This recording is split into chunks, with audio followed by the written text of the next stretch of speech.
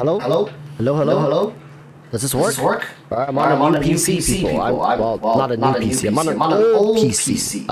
If you guys remember when I first started, this is the PC I used to stream on. Took me a while to set things back up, but hopefully everything's working. Oh, I think there's double audio, isn't there, for you guys? There's an echo. Hello? Is this better? Is this better? Okay. Shadow clone jutsu. There we go. Yeah, I saw the echo. Should be good now. I actually think the mic setting I have now sounds better than usually. Correct me if I'm wrong, but if you guys prefer this, I think it sounds cleaner and less issues in the background. So if this works better, maybe once I get my PC fixed, I'm gonna go fix that one to sound like this one to cut out a lot more weird sound. Yeah, it's crisper. Yeah. Okay, nice. So we'll go with this.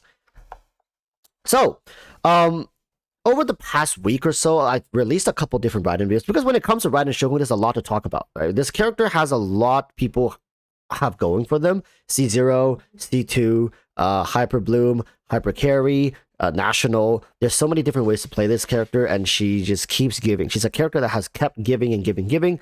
Is she early game friendly? Is she late game necessary? What kind of investments you got to put into her? Free to play weapon versus pay to win weapon.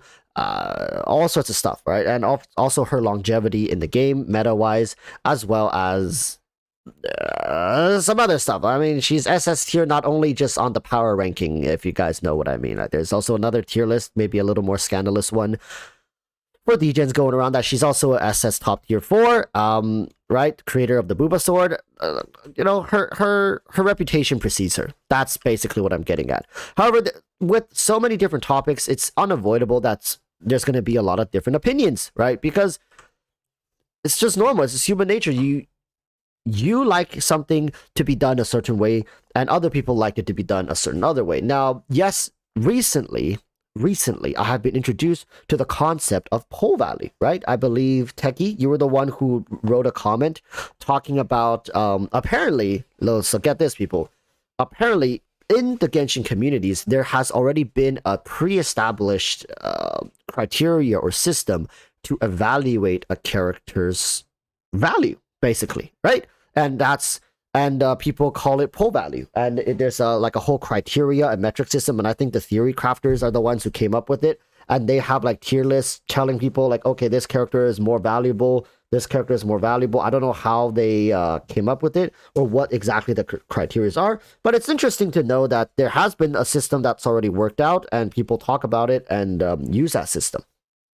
So we're going to be talking with the assumption that most people here know what pole value is. I don't. So if I say something that's off or wrong, maybe correct me. But I'm going to start this conversation off by posing a question to you guys, right? So out of the 4 Archons that we currently have right now in the game, which Archon is the best standalone Archon? Do you guys think? Chaba, stop that. Hey, do.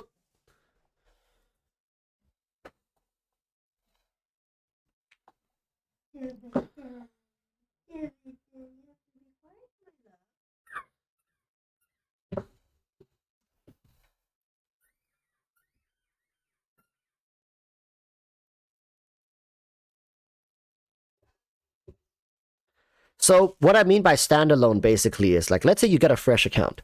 Which Archon is going to bring the most value? Because I think this is where I think we can start the conversation. Like, you're a new player, you just started the game, and you can choose from Venti, Raiden, Nahida, and Zhongli to start your account with. Which Archon arguably is going to help you the most when you just start the account? Right? Like a standalone, like an Archon that can act as the glue for your account.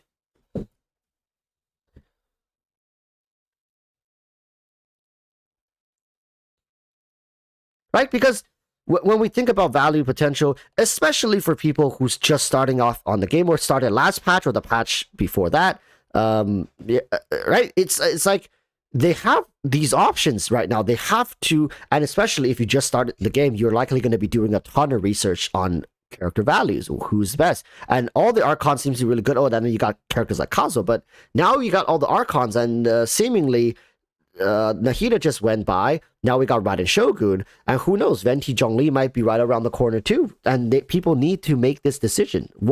Which archon is going to help you the most when you're starting off the game as with a fresh account?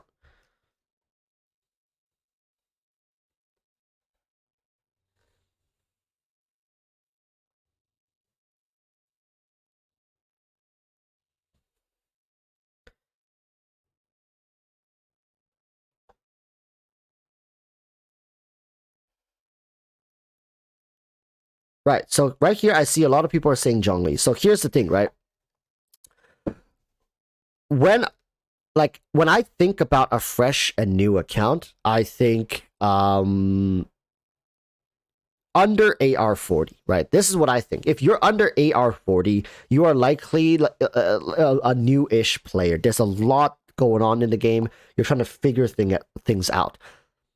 In my opinion, when you're getting into the game, Raiden Shogun is a great unit to pick up. And why I think right now, for me personally, it was between Raiden and Nahida as like the best new character to pick up. Why I say this, okay? The reason I say this is they have good enough carry potential by themselves while also being able to branch off to a bunch of different 4-stars. So let's say you pull on some banners, you get some random ass 4-stars.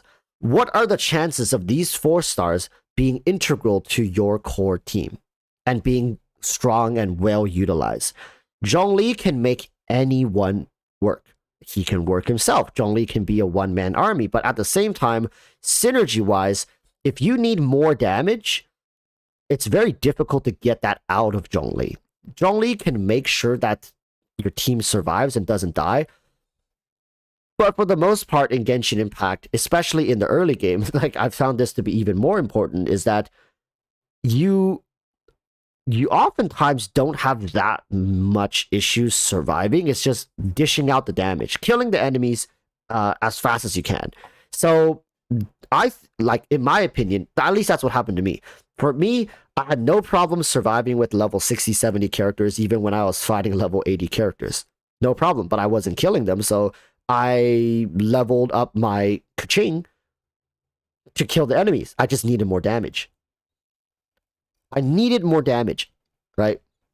So that's why I think Raiden and Nahida are on the top of my list. Is mainly because these two characters, they synergize with the most in an offensive way. Does that make sense? Right? Zhongli synergizes, but he synergizes in like a hybrid offense-defense deck. He can like shield you while giving Aura Shred, but Aura Shred doesn't really matter when you're that early into the game. A lot of his mechanics, you don't get to start appreciating it until much later when the content becomes very difficult, when there's a stress being put on kill the enemies fast while surviving the enemies. Right? I hope this makes sense, because I think Zhongli is very valuable as a character, but in the early game, his shield feels far more excessive than, let's say, Raiden's damage. So, Raiden and Nahida are my top 2 picks if I were to start a fresh account. I think those characters not only would help you push content faster, they'll also slowly develop into late game much easier, as well they synergize offensively with more options in the game, meaning it doesn't matter what 4-stars you pick. It doesn't matter what 4-stars you get. There's a very good chance Raiden and Nahida can synergize with them very, very well. I'm not talking about like, oh, it doesn't work. It works. It works, and it works well. Right? So I mean, at the end of the day, it's up to who people want to pick up, but people always also have made a case saying like, well, any 4-star can work as a carry. If you invest into certain 4-star characters, they can carry you, and you just need to shield them so they survive, right? So there's a case to be made for that as well. It's like Keki is saying, Walrus, no, getting through Abyss in floor 9 and 10 needs his shield for new players. You can get better damage from Xiangling, which is a free unit, rather than Raiden. which also makes sense, right? The case could be made for like, well, the fact is that it's easier to get damage rather than to get protection. Whereas Kisapola was saying earlier that Kisapolar was saying Barbara can also help your team survive, which is arguably also a free unit. Do you really need Zhongli to keep your team healthy and alive?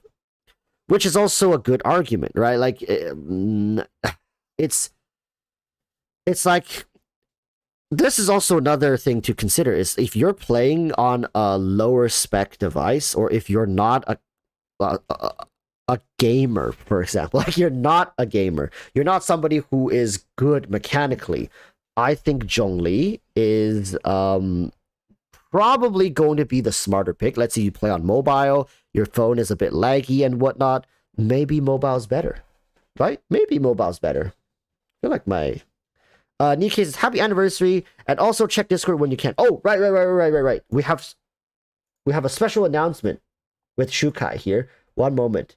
Okay. All right. I see it. Let me just read this.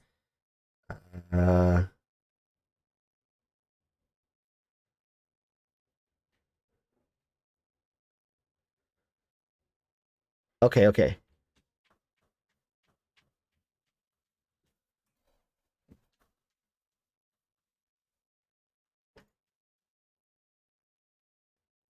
All right. Okay. I will be making a specific announcement later, but yes, Shukai, if you guys don't know, Shukai here has been a member of our channel for a very long time. He himself, much like Flowcat, has recently started his content creation journey. He covers another mobile game, I believe, right, Shukai? Was it Cloud Connect? I have to look into it. I don't remember the name specifically, but the guy's covering his own content.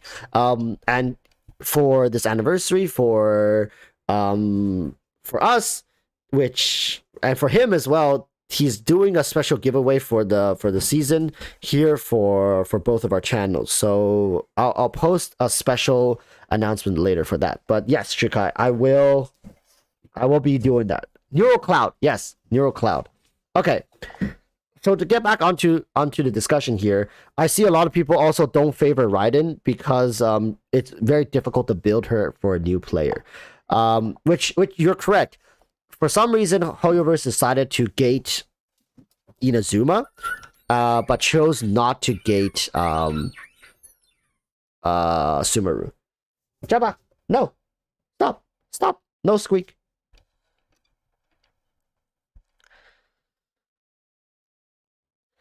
Taiwan Williams says Raiden, Nahida, and Venti all have strong 4-star alternatives. Official DMC Sucrose.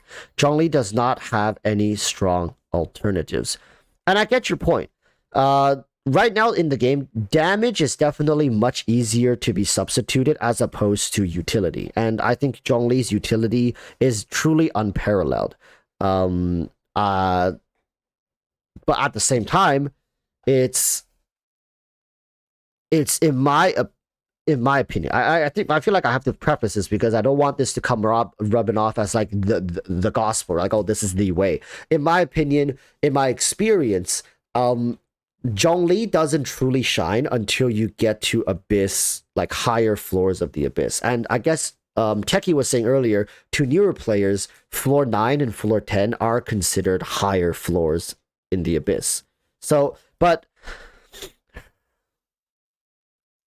with Nahida, I think it's very difficult for newer players to play these characters as well, to get the full potential out of them, which is another problem I see people would argue for. It's like, well, for characters like Nahida, you would ideally want to get them to as high of a level as you can to take advantage of their scaling, right? Same with Raiden Shogun. If you were doing damage, you want to get them to as like level 90, right? For like, ideally, you want to get them to level 90.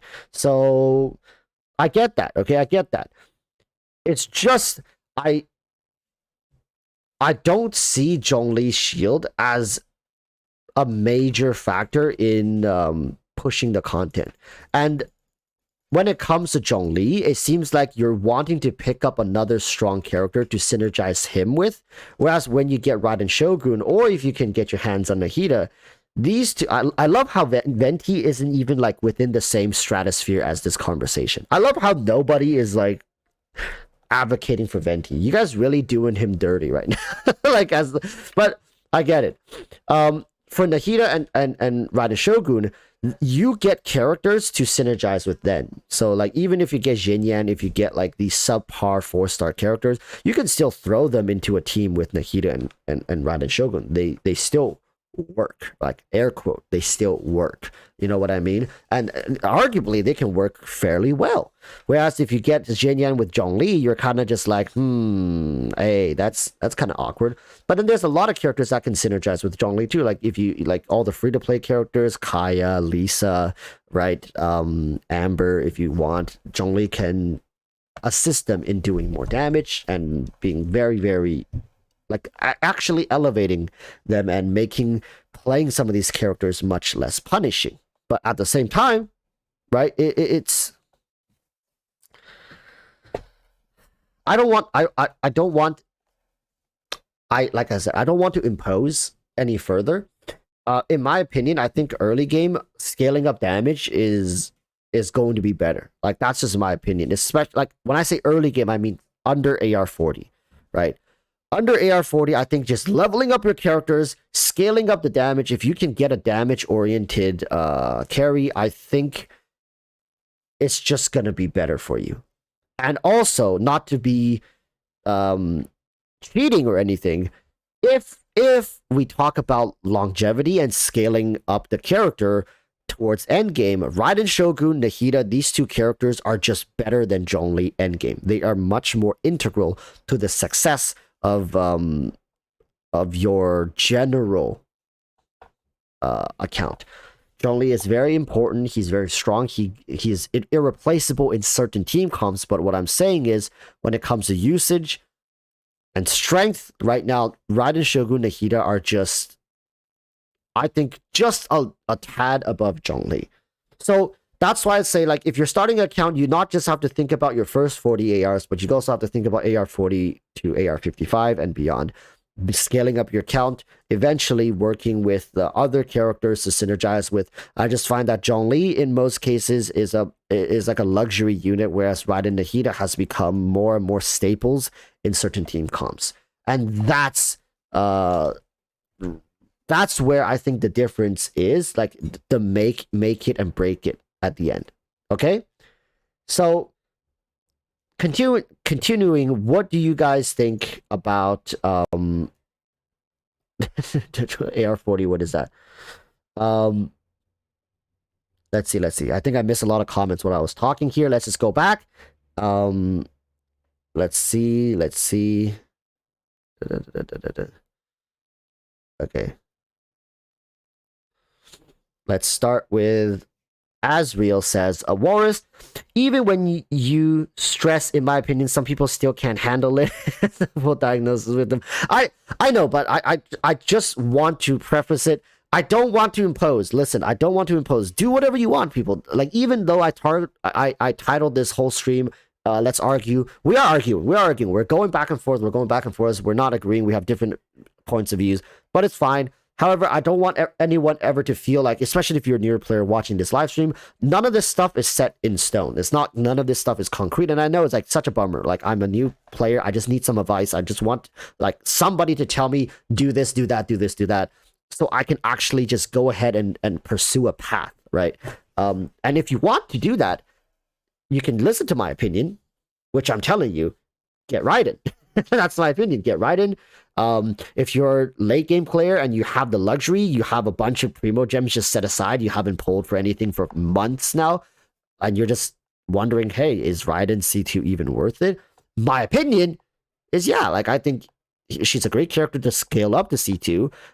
If you have been playing her at C0, especially, like, you got her level 90, you've been playing her a lot, and you really enjoy her playstyle, I think she's a great character to invest to C2.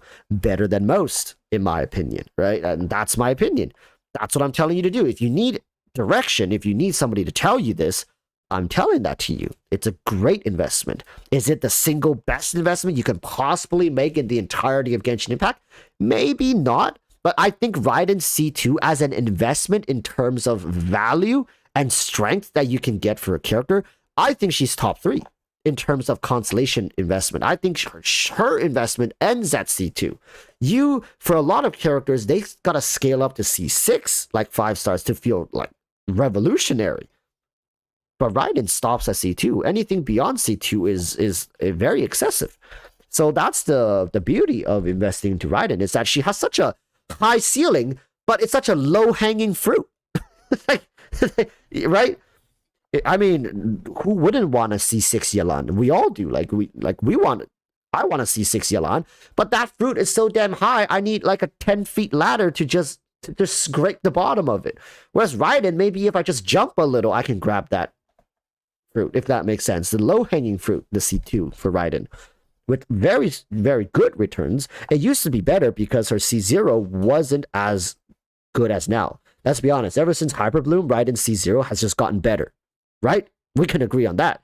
Before that, it was good, but it certainly wasn't Hyperbloom and Raiden National good. Now, her C0 is good, even better, so that C2 value has dropped.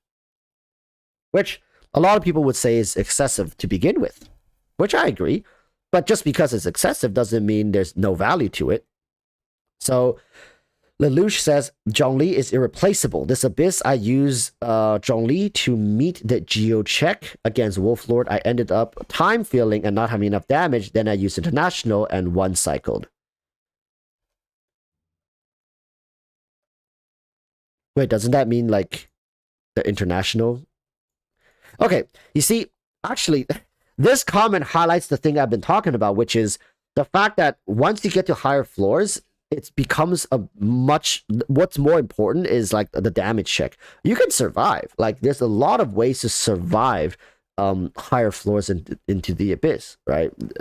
But a lot of the problems comes from meeting the time requirements. Even floor 9, 10, you can survive with Diona, you can survive with like healers, Barbara, but the problem is if you can't kill the enemies fast enough, if you're not being optimized with your damage output, you can't meet the time requirement. And that's what's so annoying about Genshin and the Abyss that they've set up here. Is that not only do they force you to survive, or, I mean, you can always forsake in defense altogether, defense healing, and just put everything into damage. That works, right? But, you know, like, that's a very high risk, high reward. Meaning, like, you can oftentimes spend like multiple attempts trying to clear the Abyss, unless you're a god gamer. Kisapora says, I understand what you're saying, Walrus, but I have to disagree. But the biggest question for me is her weapon. Should a new player or veteran consider it? And the answer is no. I think Raiden Shogun is one of the characters where you really, like, much like Albedo. Raiden Shogun and Albedo are similar characters. They're 2 5-star characters. I mean, even nowadays, Zhongli, 3, 5. I mean, there's a ton of 5 stars. What am I talking about? But these characters, you really don't have to worry about their weapon. You really don't, because the game provides you a great option. A great option. So, unless you want the best there is for your Raiden Shogun, I don't think you really need it. I think you can really get away with just the catch. Right? So, I hope that answers the question.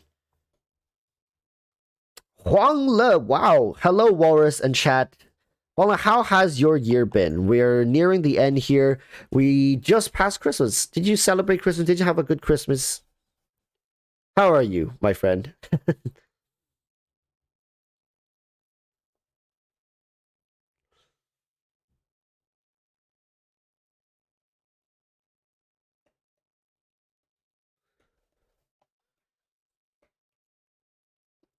Walrus, why would you put new players through fishing hell by recommending Raiden? Listen, Jake, when you are new to the game, everything feels fresh.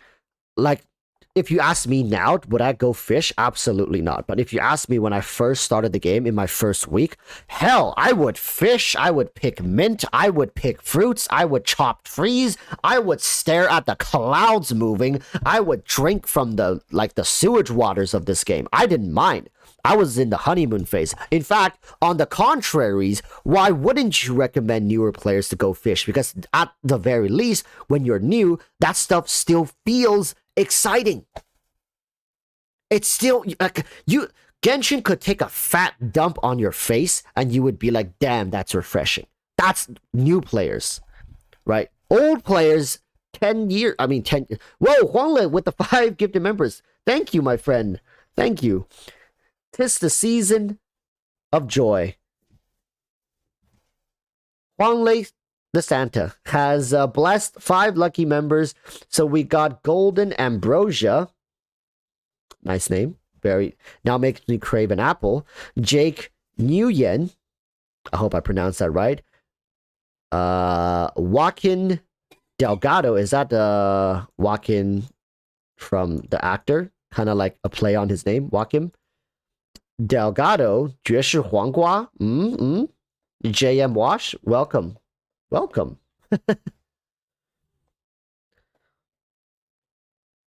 Huangle the Giga Chat. Thank you, Huangle.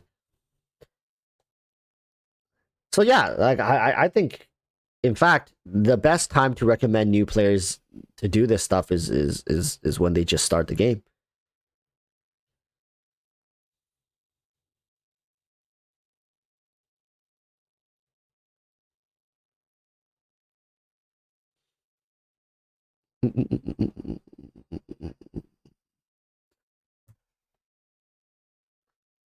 Suman is asking if Hu Tao and Yelan comes in one banner, what one should consider as character, and banners are all god tier. Are you asking who should you pull it between Hu Tao and Yelan? Personally, okay, again, personally,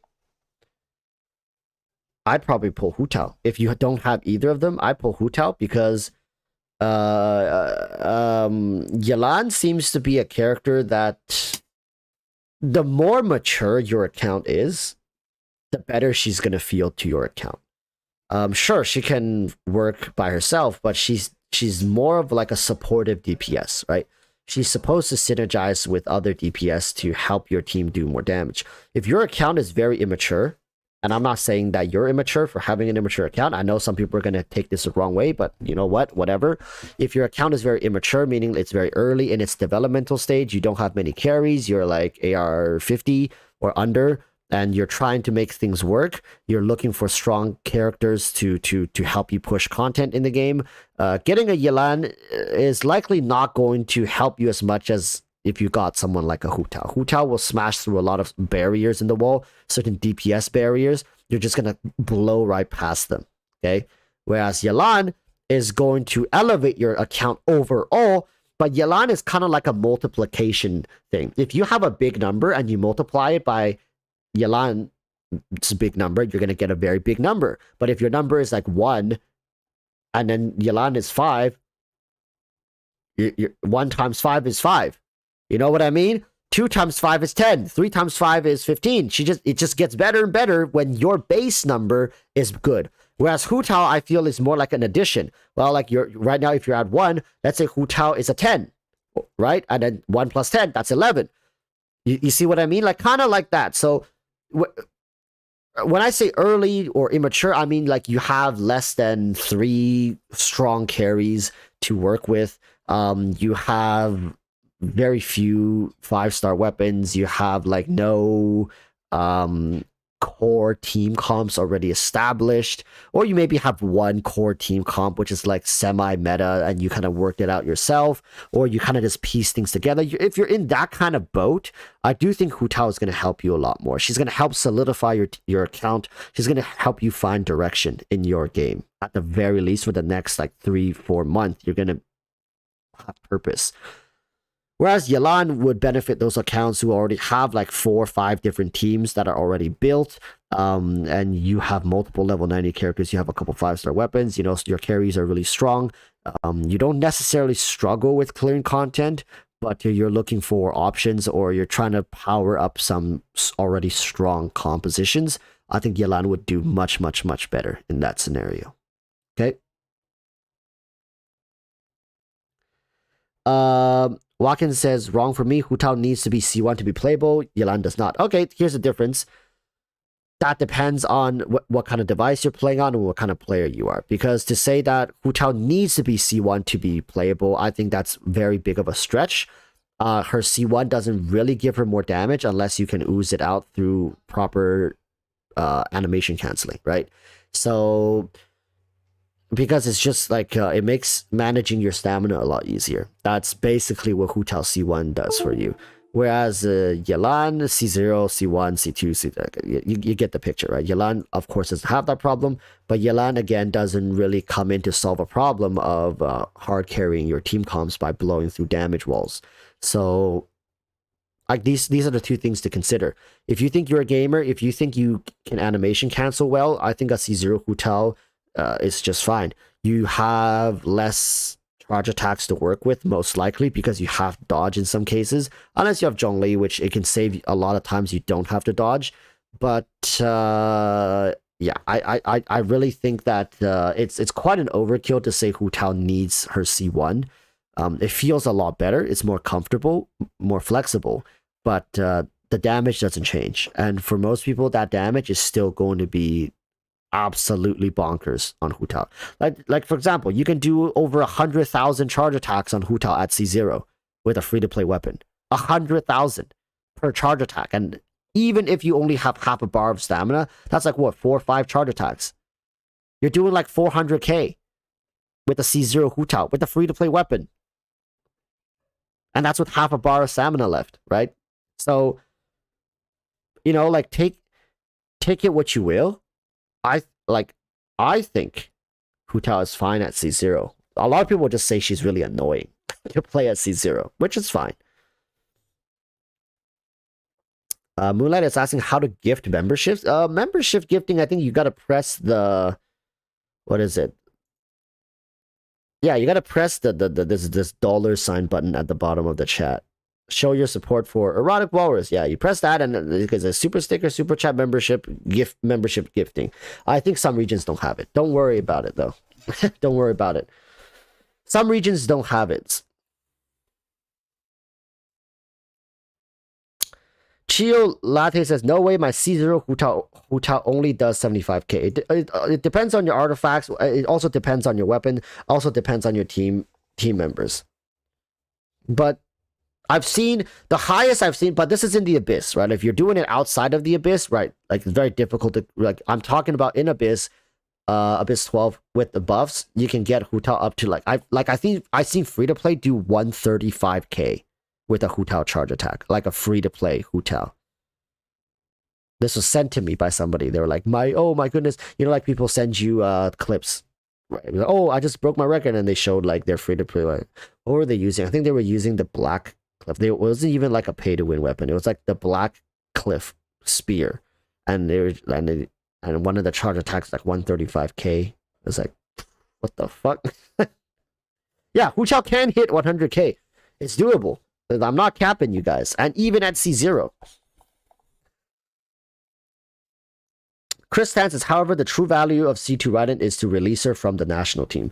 I do think so. A lot of people would say C0 Raiden hyper carry is strong. Yeah, it's good, but it's not as good as the C2 one, and oftentimes you're really struggling to output enough damage with just herself on the field at C0, right? You need a lot of additional support and support DPS.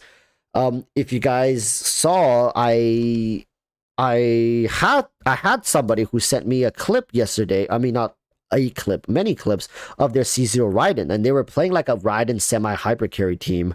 I remember it was with Xingqiu, Yelan, and Yanfei, right? Do you guys see like how much assistance Raiden at C0 would need to output the amount of damage that that rivals a C2 Raiden just by herself? I mean, it's up to you. If you want to pair Xingqiu and Yelan in a Raiden team to help her to facilitate her damage output, that's completely up to you, right? That's okay. It's fine. But that's the beauty of Raiden. She can make that team work. A lot of other characters it will struggle to make that team work, right? Xingqiu, Yelan, and Yanfei, and then with Raiden like supercharging them with her burst skill to get their energies back to rotate through their burst skills. A lot of these characters do feel burst reliant. But that's Raiden. That's Raiden for you. These teams can work because it's Raiden. So, what do you value more? Do you value survivability? Is that what your account lacks? Zhongli, right? Do you lack flexibility and new different playstyles? Nahida's probably going to be your best bet. If you're lacking raw damage, or like on-field presence, you like quick swap teams. You like burst reliant characters. Maybe Raiden Shogun is your one to go. Like you just don't find elemental skill characters that interesting, right? Like these characters are designed for different purposes. I don't know. Like, does anybody know who the theory crafters have ranked as best pull value? Raiden, Nahida, Zhongli, Venti. Like which of these archons do theory crafters prefer? Like, do they have a one system fits all criteria, or do they have situational things like, oh, it depends on what you need? Because realistically, I find it very difficult that people can accommodate to every different type of player. Most of the time it would just be, generally speaking, X character is better than Y character, right? And Y character is better than Z character, so on and so forth.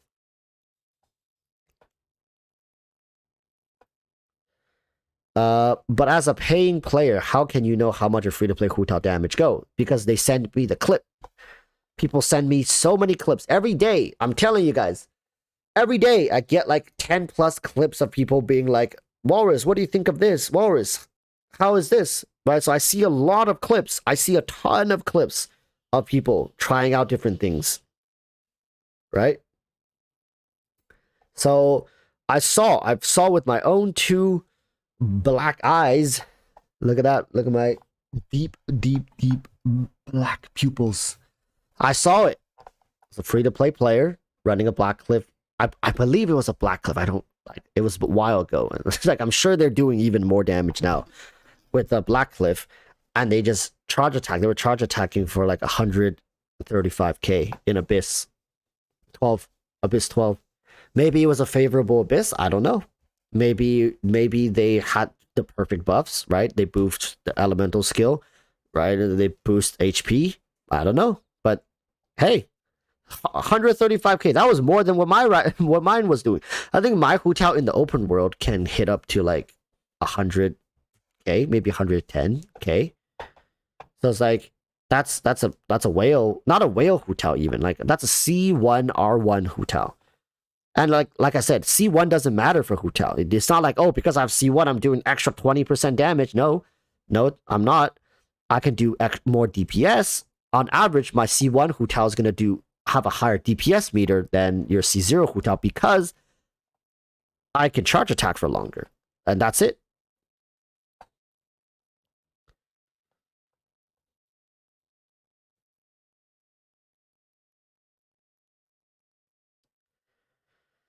HK says, don't bait people though. I got baited in the same way on Eula 500k at C0. In reality, what you're realistically getting is, yeah, like Hu Tao in the overworld, for the most part, as a free-to-play, you're probably looking at about like 60k, 70k.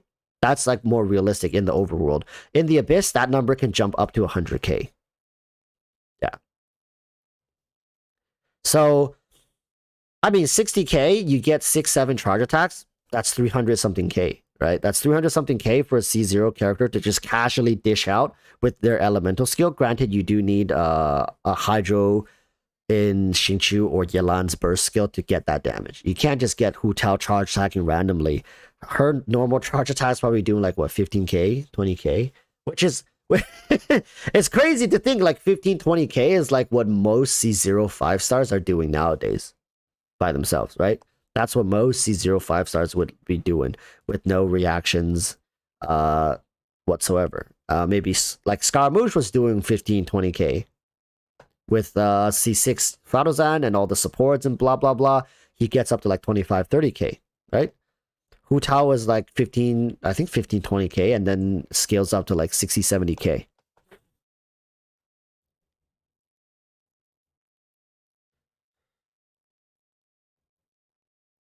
A lot of people got baited by Eula. Speaking of which, like HVK is saying like they got baited by Eula, thinking they can consistently do 500k, and that's what the problem is with a lot of the showcase videos going around.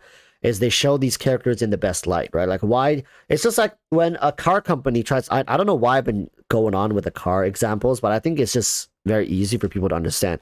When you see a car commercial, do they advertise the speed of the car that you can drive at moderate speeds? Like, oh, this car you can drive for 60 kilometers an hour. No one's going to advertise that. They always advertise this car can drive up to 160, like 170 kilometers an hour, like hitting top speeds. Like, you're never going to hit the top speeds. You're never. Like, when have you ever driven a vehicle in your life hitting like 170, 180 kilometers? Unless, like, we got Germans in the chat on the Autobahn. But, like, most of the time you're driving 100 and under kilometers, right? So it's just like, yeah, people are going to advertise the best possible damage for those. For example, the C0 Eulas doing 500k, but they got food buffs, they got all these crazy things going, or they fish for very specific scenarios in the Abyss to get the screenshots, but it's very disingenuous to what the character can be performing at consistently. If you want to see what characters can perform at consistently, I suggest you watch my videos, because not only do I underinvest into these characters, I also underperform. So you can also just take that and be like, okay, that's probably like, I can probably do around that, maybe a little bit better, give or take, plus minus 10% damage from what this guy's doing. I truly believe I'm one of the few people who actually give accurate gameplay examples of characters, because I'm so average at the game that, just like many of you guys who are very average at the game, don't cap, all right? Don't be shaking the head being like, no, that's not me, I'm a god. No, you're not, okay? You're very average. You're just a typical dude or gal sitting here, you're an average gamer, right? And you're going to do average numbers. Like, you're not going to be fishing and min-maxing to be pulling out 90, 95, 100% of your character's potential. You are not, right? We are not. We're just normal people out here trying to enjoy a game on our time off from whatever the life has to do with us. So let's just all pretend. Let's just all stop pretending that, that we're different, that we're special. And a lot of these characters, if you're just an average gamer, an average player, they start to just feel like, hey, average characters. Get that. If you're an average person playing this game in a very casual, like a semi-casual approach, these characters are going to feel very average. Unless there's a little bit of that magic Hoyoverse sauce that's been sprinkled on them, like Nahida, like Raiden Shogun, like Zhongli, like Yelan, like Ganyu, like Hu Chao, like these characters that just has a little bit of, extra love put into them by the developers. Then even average players playing these characters can feel like they're above average. They're strong. They're good. That's where the great characters comes from. And that's what separates the good from the great characters. Ayato, good character. Zhao, good character. Right? These are all good characters, but they're not great characters. You can play them. You can invest into them. You can grow them vertically, right? Maybe water them, and they can feel amazing. But standalone, without all that love and attention and resources put into them, these characters are going to feel very basic and average. And that's how they're designed to be, right?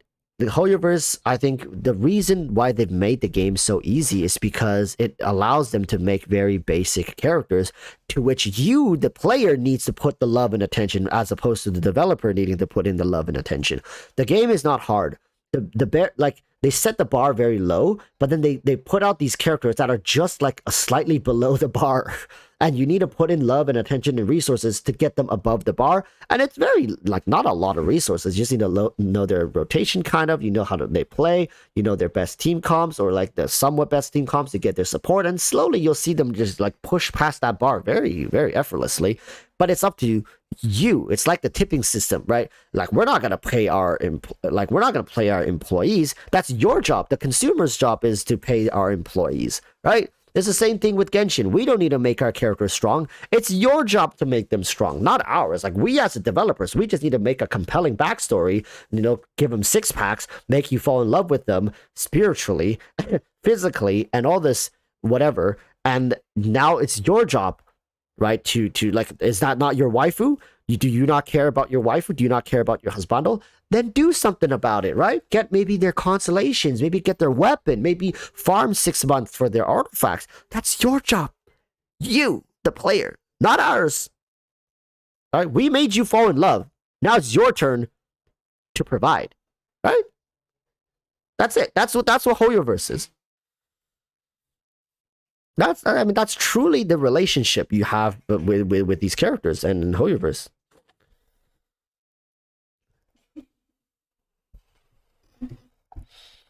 Lord Keeper Zinnia says, I still don't agree that Eula is as bad as people make her sound. Okay, if we're on the whole Eula debacle, don't worry. We'll get to Eula. All right, I see a lot of people talking about Eula. I'll give you my 2 cents about Eula, even though it's not her banner. But trust me, Eula is a very interesting character to argue for and against. Demayamando is asking, Walrus, what is the meaning of getting more characters? For me, use new characters for 2-3 weeks, then throw them in trash can. Demayamando, I can't believe the man came out and said it. Listen, chat, I didn't say it. All right, turn your pitchforks to Demayam. Sorry, Demayam, I'm throwing you the bus under here, but I agree with you, right? I agree with you, and this is the problem that a lot of players are having nowadays, is that they don't find the old characters that they currently have fun, right? They already don't think they're very interesting. So obviously they're not going to pull constellations for them because they don't like them. For example, if you absolutely hate Ganyu's charge attacks, you hate it with a freaking passion, you absolutely detest it, you wish you can you wish you can just delete her from your account. Do you think you're going to pull C1? You think you're going to pull C1, C2, C3 and slowly get her to C6? Absolutely not. You're not going to do that, right? You hate her.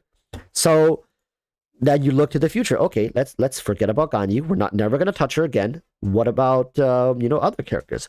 What about Ayato? Oh, Ayato, a sword user, very quick, slashy. You test them in his playthings, like but he's kind of like stationary, not really mobile. Don't really like him too much. I thought he was gonna be more like slashy dicey. And then Mr. Worldwide Tartaglia, wow, like that guy is just like slash slash slash zing zing zing. Oh, that's my playstyle. I love it. Quick, easy. And then you realize, oh wait, but I can't stay in his elemental skill. Oh, I can't punish for it. Now I gotta switch out. But I was looking for a character that can stay on the field longer, like switch slash, amazing and fast, quick pace game style. Like I love that kind of it's like, what about Sino? Sino, okay. Then right, it's just all these characters has their flaws. They're designed to have these flaws. Guess what? Money can solve those flaws. If you get high constellations, they stop becoming flaws. They start becoming assets. And of course, like if you can do that for every single character. So is the real question, listen, the real question is, do you love the character enough to overlook their flaws? It's truly like dating. I can't make this up. I know I've been using the do you love them? Love, but it truly is like dating. No one is perfect, but do you love this character enough to overlook their flaws? In fact, you love them enough to build them to cover for their flaws.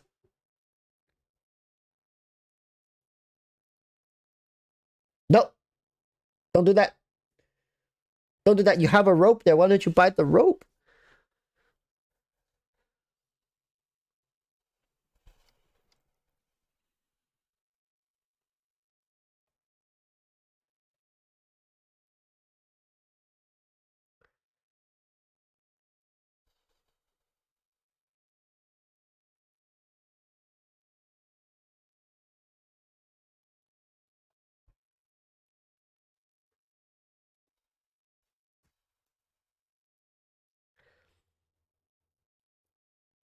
Um, Shinku Yuki is saying for old accounts it's much better to go for weapons or constellations rather than going every characters.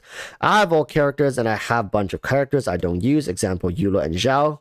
So yeah, and this is what I've been saying. Even freedom, like, okay, this is another argument that people say that I don't think is true.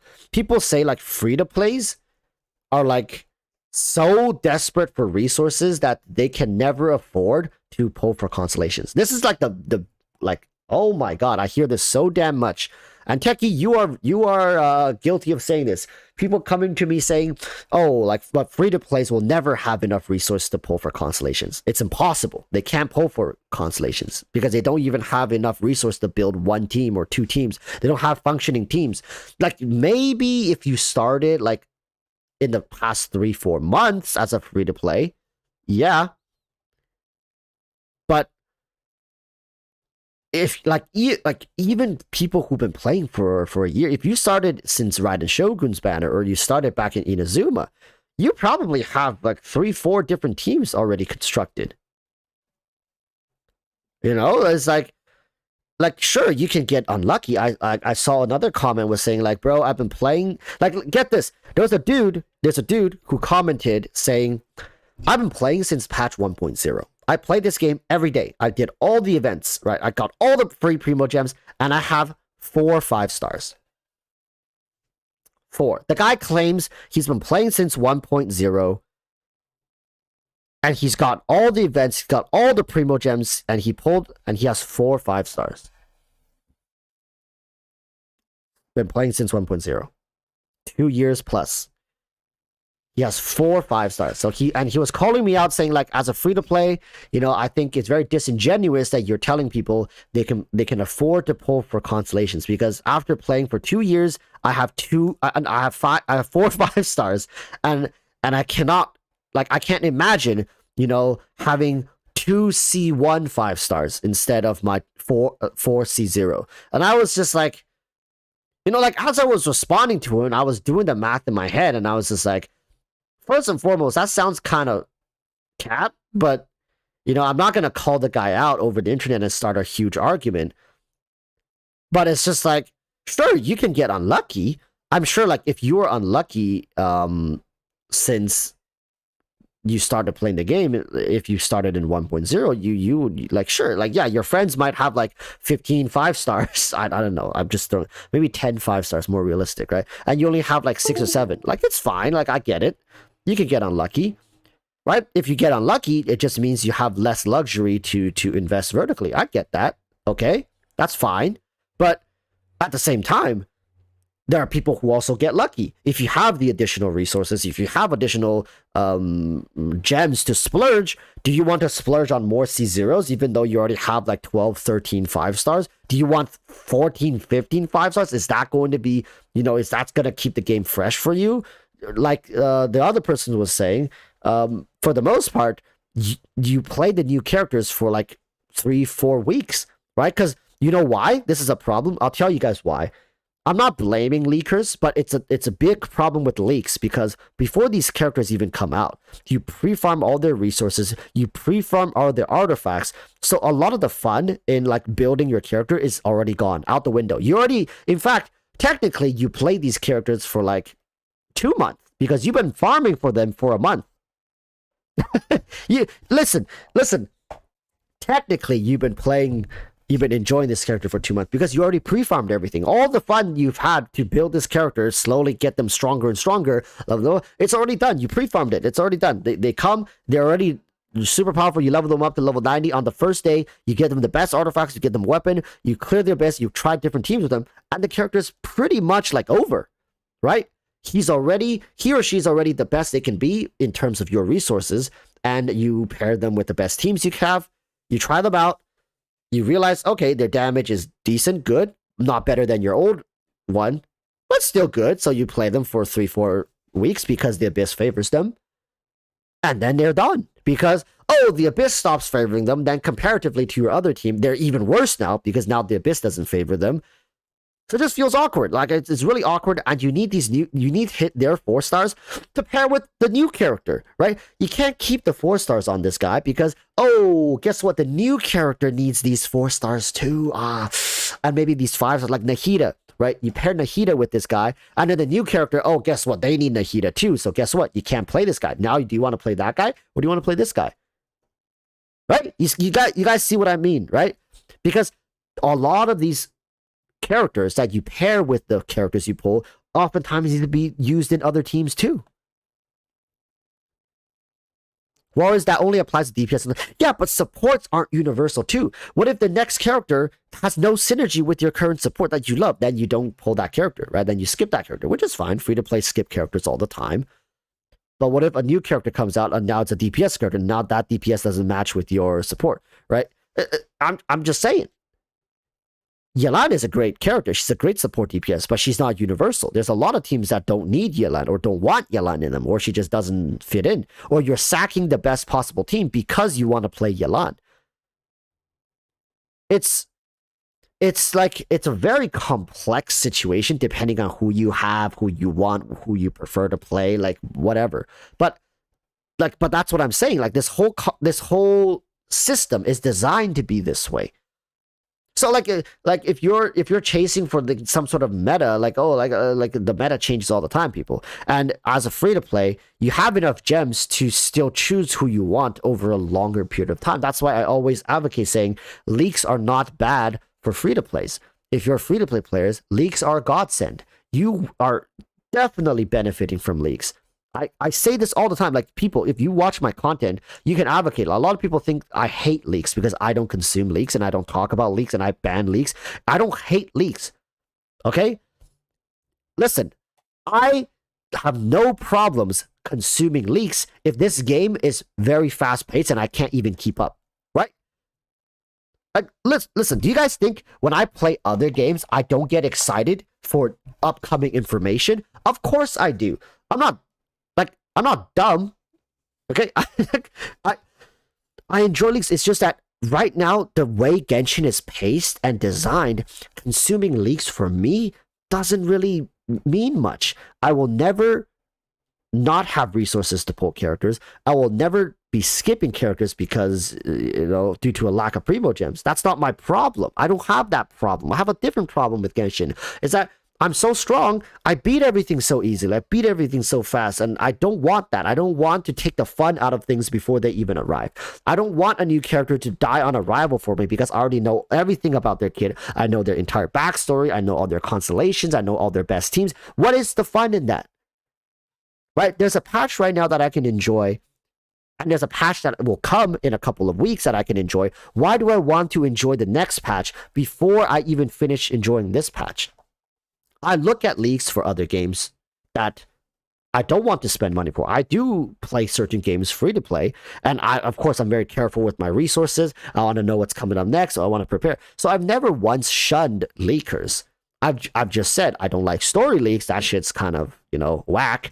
But in terms of leaks for you guys, if you're free to play, invaluable resource. You guys should definitely leverage that stuff.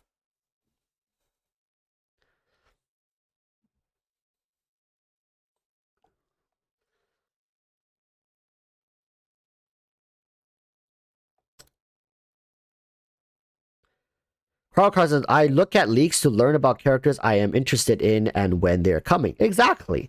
So you can prepare, right? So you can prepare and not get shafted by Hoyo versus tactics.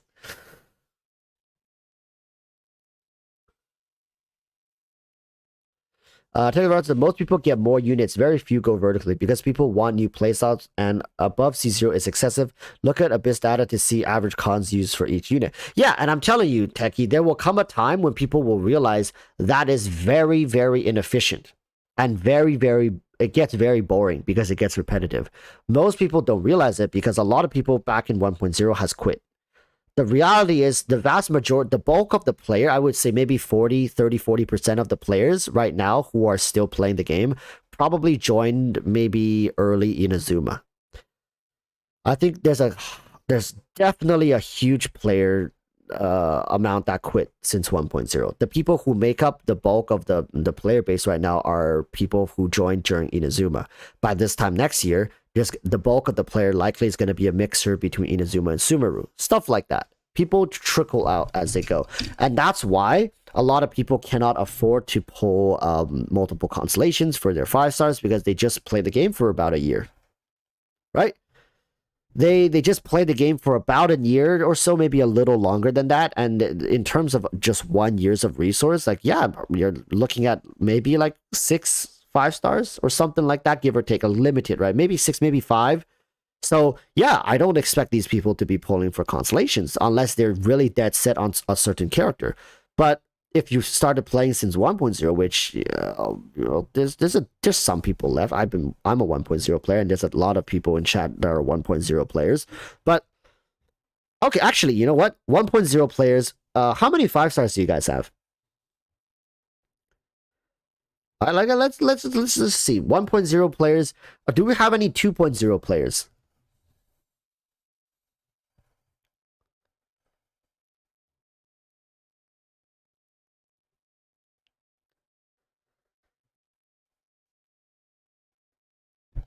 Okay, let's see. So somebody 10 or 15, yeah, like roughly 13 5 stars for 1.0.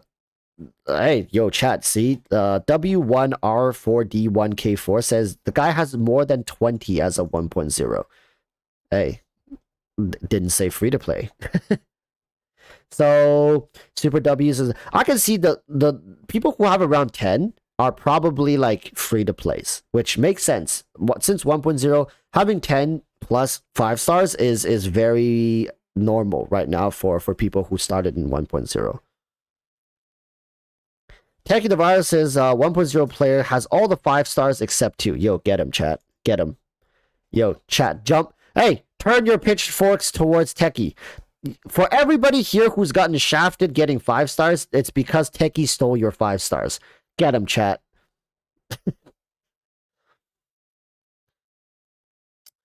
Chio says I have 20 plus. Yeah. Attack! Yeah, get him! 22 5 stars playing. Yeah.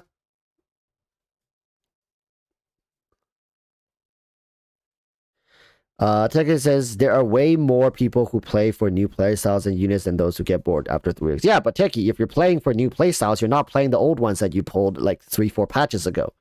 You see what I'm saying? You like, yeah, you're playing new playstyles, but you're only playing them until you get a new playstyle.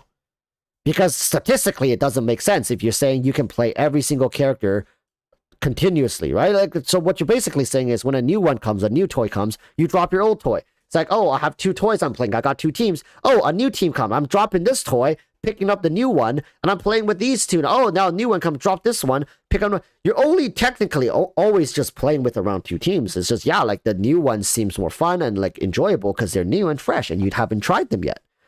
But you're really only playing with that. Guess what happened to the toys you just dropped? You're just sitting there collecting dust. And eventually you have preferred toys. Sure, once in a while you'll take the old one out of the drawer, you know, dust them off a little bit and you play with them. But then afterwards they go straight back into that drawer.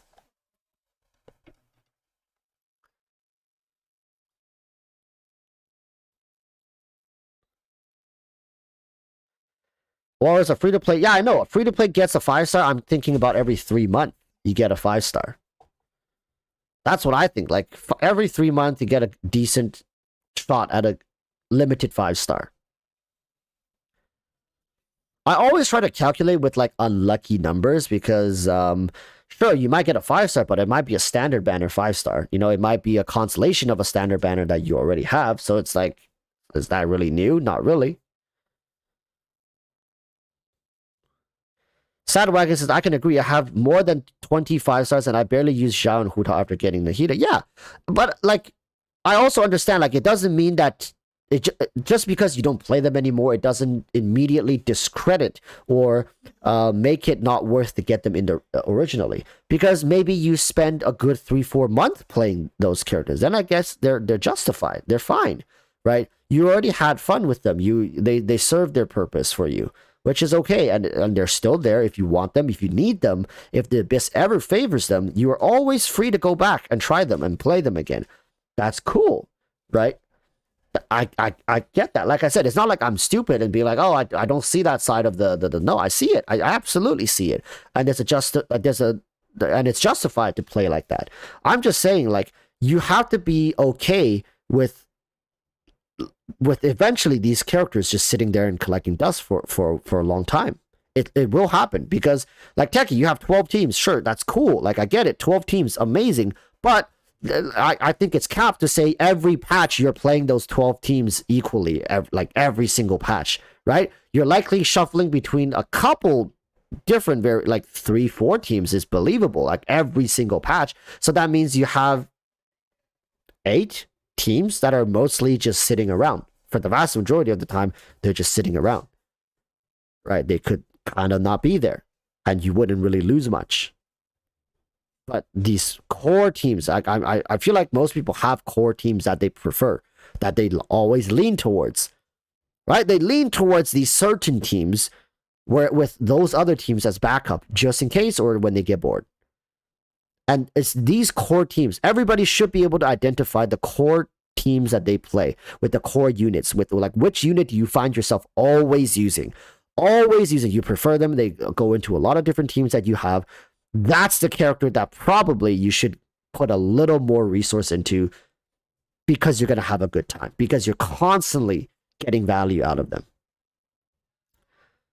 The Zenkong says, it's true, I recently started using Ayato again because I felt like he was just collecting dust, and also just started feeling that way about my Ayaka Diluc last patch as well. Yeah, like, you know, like when you first pull for these characters, you were emotionally charged. You love these characters. You're like, oh my god, he looks so cool, I want to try him out.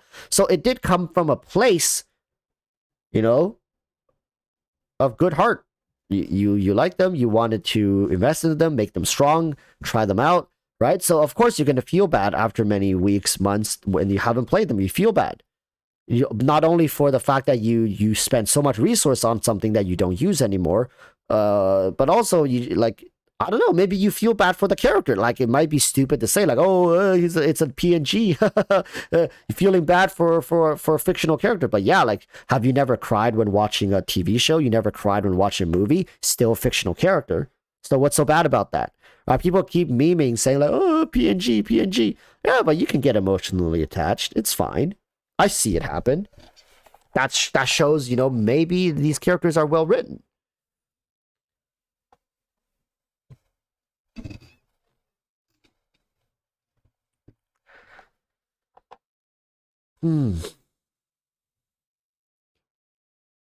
Yoimiya is better than Hu Tao. I said it, fight me. Okay. Yoimiya's biggest problem is Genshin's shitty auto-targeting system. That's Yoimiya's problem, okay? I think Yoimiya could have been a little better. I mean, she was destined to have this issue, the fact that she's a bow user. She was destined to be this is like yeah, we're not gonna get into that.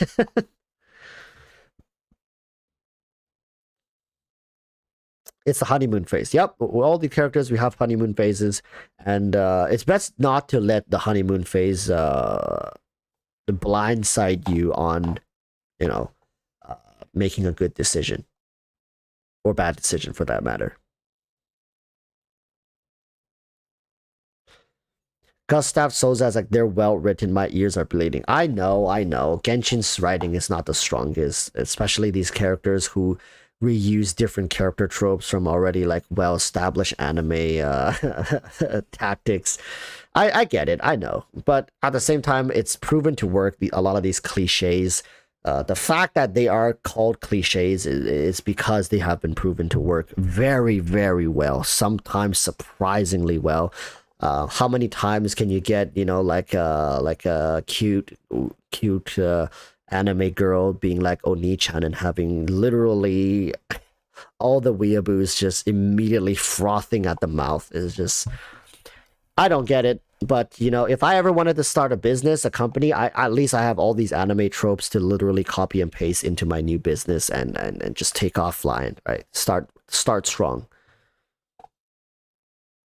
Walrus early cons only offer damage and fix kit flaws. They don't broaden experience. Yeah, but that's how it was designed. Would you not want your characters to have, you know, fixed kit flaws, right? Don't you want your characters to feel like they are functioning optimally? Like I said, till the day I quit this game, I will wholeheartedly believe that Hoyoverse first designs a character in their complete states and remove key components, put them into constellations, and then make you pull for them. I refuse to believe that constellations are thought up after they create the character. I think it's a reverse process. They first come up with the best version of the character, then they start taking bits and pieces away to make this character more annoying to play. And that pisses the hell out of me because they do it knowing that it's a key component to making this character feel fluid, functional, and fun, but they still do it. They'll take it out, they'll put it over on the side and be like, you want this? Pay for it. Disgusting.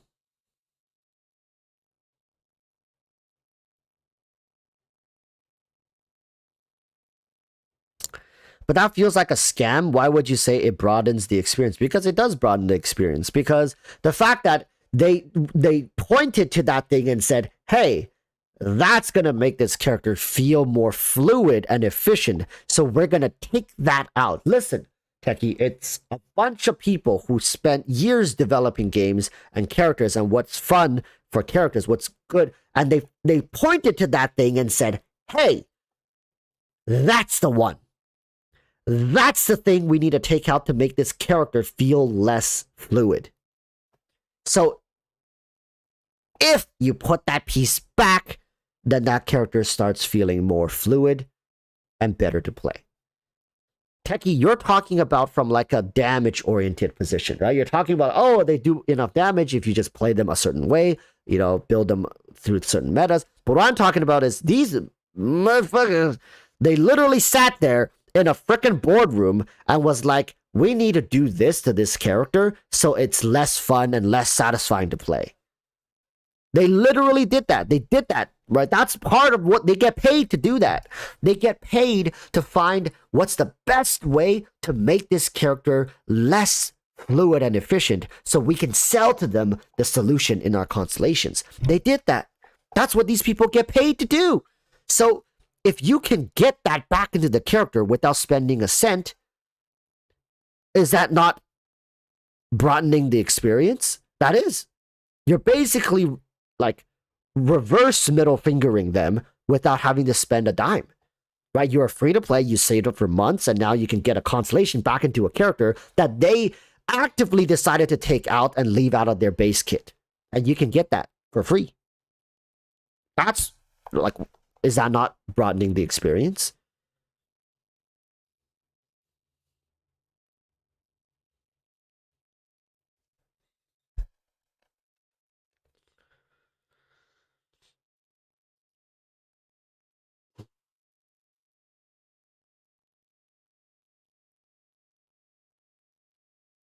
Melvin dies. The war is making me want to quit Genshin right now. But no, but Melvin, you better quit like gaming in general because that's, I mean, gacha gaming. These kind of mobile games, they all do this. It's the same thing all over, right? They literally sit there. Listen, there are people whose job is to make your life miserable unless you pay. That's their job. They get paid above minimum wage to make sure that you psychologically feel impelled to either spend or to save and play their game for months on end so you can get the thing that costs other people a swipe of a credit card.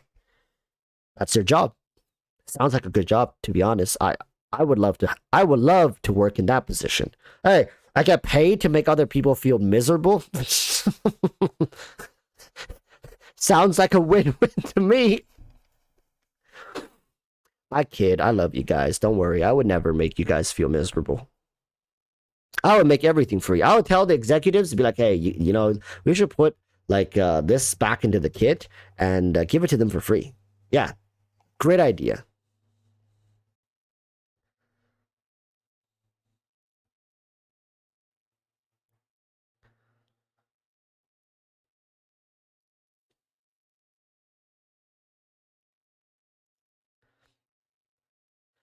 Brett Vader says Fadozan is the stupidest. Like, you can't unlock Wanderer's full potential if you don't have her C6. I tried him with her C2 and him at C6, and it's a complete different character. It's true. But if I talk about this in a video, there will be people being like, Walrus, you just suck at the game, man. You know, like my C0 Fadozan and C0 Scaramouche beat the Abyss today. I find they're just fine. Like, they're doing great damage, but you know, Brett, that's why there's so much discourse in the Genshin community, is because the bar is set so low, right? The bar is set so low that most people can clear it, right? It'll be a different discussion, right? It'll be a completely different discussion if Abyss was difficult to the point where people can't clear it. That C0 5 stars are not enough to clear the Abyss fully, consistently. Then we'll be arguing a whole different thing. Then people will be on Reddit constantly, you know, talking shit about Hoyoverse. Not a free to play game. It's a pay to win game. You need consolations to beat the game, right? Like stuff like that.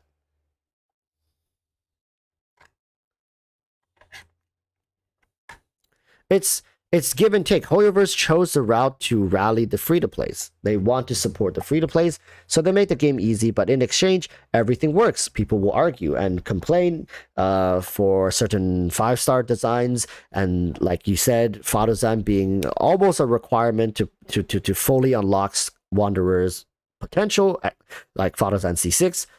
But then people will argue, well, oh, but my C0 Fadozan and C0 Scaramouche cleared the game, so I guess, you know, no problem. Right? Like, who's right, who's wrong? At this point, Hoyoverse made it so that, you know, everybody can beat the game, so you can never complain. They took away, you know, the player's ability to complain about a character's kit and design, because even the worst characters in the game can beat the Abyss, so there's nothing to complain about, right? You can beat the game, it's so damn easy, so what are you complaining about? Right? So Techie says, I don't call fixing a unit's kit broadening experience. It's like a car that doesn't come with AC and I paid to get the AC. Listen, Techie, I would argue with you. I would throw hands on driving a car with AC versus a car without AC that's enhancing the driving experience. Imagine you put a guy who's never sat in a vehicle, never sat in a car, stuff him in a car with no AC in like the middle of summertime and drive like for 2 hours on the highway. I'm telling you, man, the guy probably won't want to. That's torture. I'm saying driving a car. Do you guys think driving a car with AC on versus driving a car with no AC on is that not a broadening of the driving experience? Open the window. But that's another problem, right? Opening the window, it's freaking loud. It's really loud. I mean, it depends on where you're driving. If you're driving in the metropolis, you know, it can be very annoying. What if it's raining?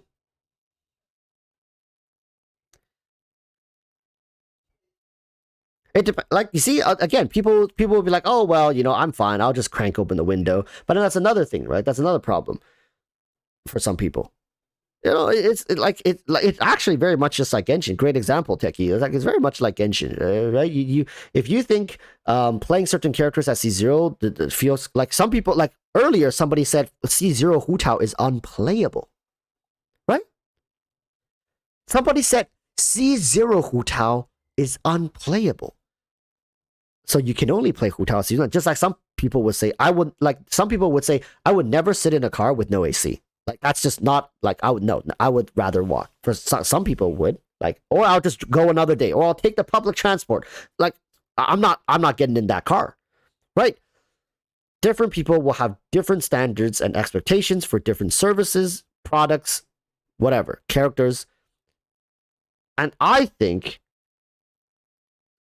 that for the most part, these constellations, especially certain C1s and C2s, are great solutions and great fixes to characters who has very annoying problems with their kits. Like for example, let's just keep using the Hu Tao example. Some people just find the C0 Hu Tao like energy issue to be super annoying. Like they just don't like that. So, right? What are you gonna do? C1 is a completely different experience to them. And in my opinion, most people find these little things very annoying. But people who watch meta videos, who watch theory crafters, like these try-hard players, they will find ways to work around these annoyances of these characters and bypass it. Because they can bypass it through like meticulously studying the game, rotations and like animation cancels, and they'll like figure out pixel perfect dodges. They'll figure out all these gimmicks and tricks, whereas other people just don't want to bother with that stuff. So they will say, well, these characters are bad. They suck because they don't want to spend the time to min-max themselves and the characters to the point where they're some sort of like in a heightened state of being.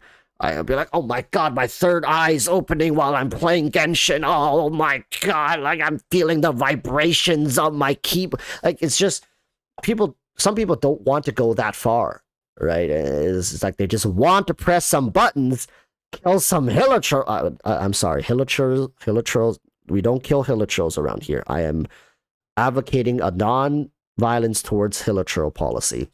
Kill some slimes. Like I just want to come home, press some buttons, delete some slimes, pick my berries, collect my mints, do my commissions, talk to my waifus, husbandos, sit in Inazuma as the sun sets, listen to the OST, and call it a day. Okay, that's some people's way of enjoying Genshin, and I cater a lot of my content around general players. I don't like. Do you guys know how long it took me to weed out the hardcore players from my community? Oh my god, that was like a whole year's worth of journey, because I realized those people, you can never satisfy them, you can never please them. For the most part, they're just here to like throw shit at each other. It took me like a year to like move my content away from the hardcore. Like I don't want my videos getting into the algorithm where those people can see it, because I don't find conversations with those people very fun, because they always want a right or wrong answer, and Genshin is not a right or wrong game. There's no like right or wrong freaking answers for Genshin Impact. It's just the wrong game to have that conversation for. I'm sorry. It's like, if you play that game, like if you play this game like that, there's a community for you. Like there's a huge community for you. But for the most part, it's very difficult to have productive conversations. I mean, not productive. I guess they would say they are the most productive, but they're very difficult to hold a steady conversation with the vast majority of these people. They're very, very difficult.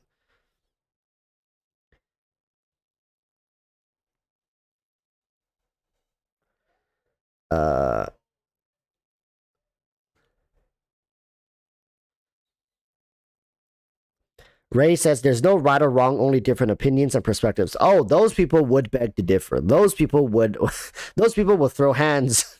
like, hey, but my king, my theory crafters said this. They posted a paper on this. So, educate yourself, as they would say. But yeah, when it comes to, like, if we go back to the original conversation about Raiden Shogun, I think a case could be made for Nahida being the best first Archon to start the game, but I really don't think Zhongli is the best first Archon. Like, I don't think so, man. I just don't feel like I feel like Zhongli is probably a great second Archon to pick up, because it's either you pick up Raiden Shogun or Nahida as your first one, then you go for Zhongli, right? Then once you picked up Zhongli, you can then double back if you want Nahida to open up other DPS options, or you want to get Venti to start playing some Viridescence team comps, you know, like Venti starts peering in and showing value. Maybe around like once you finish 2 teams, Venti starts becoming an option as like a unique niche specialist character. But like Zhongli as your first character, like yeah, he's easy to build because all the stuff you need for him are in Liyue, right? His artifacts, as well as his talent materials. Like you can get it so easy. You can get it on day 1. Like you can actually start building him pretty much on day 1. So I get people saying that, but like you don't really need to farm artifacts like best in slots until AR45. And by AR45, Raiden Shogun, Nahida, Zhongli, they all become available. Like these characters are all available to you. All their talents and stuff, they're all like, you know, fun. Not fun. they're all there for the taking. So really, it's like the case that people would say like, oh, get Zhongli because it's easy to farm his stuff and he's like right in the beginning and you can start leveling him up. But like, yeah, you're gonna cap out very quickly because you're capped by the AR levels. Once your AR level goes up, you get into Inazuma, then Raiden starts becoming like an option. Then that advantage you had for Zhongli goes out the window.